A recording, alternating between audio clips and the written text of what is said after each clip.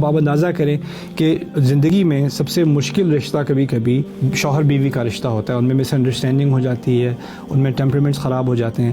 یہاں تک کہ یہ بھی ہوتا ہے جب رشتہ اتنا برا ہو جائے کہ ریلیف اس وقت ملتی ہے جب میں بیوی سے دور ہوں, یعنی آنکھوں کی ٹھنڈک گھر میں آ کے نہیں, آنکھوں کی ٹھنڈک گھر سے باہر جا کے ہونی شروع ہو جائے, یا آنکھوں کی ٹھنڈک اس وقت ہو جب وہ نہ ہو, یا جب اس سے بات نہ ہو رہی. جب اس سے بات ہو تو آنکھیں پھر گرم ہو جائیں, یعنی پھر غصہ آ جائے, سٹریس ہو جائے, اس طرح کی چیزیں ہو جائیں.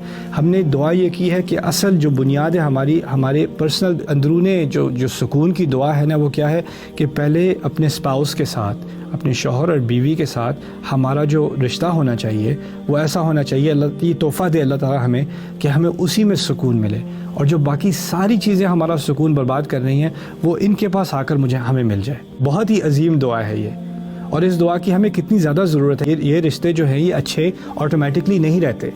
ان کو آپ یہ نہیں کہہ سکتے کہ ہم ایک دوسرے سے بہت محبت کرتے ہیں تو یہ رشتہ صحیح رہے گا. نہیں, اس رشتے پہ کام کرنا پڑتا ہے. یہ ایک بہت نازک پودے کی طرح ہوتا ہے, اس کو آپ کو نرچر کرنا پڑتا ہے.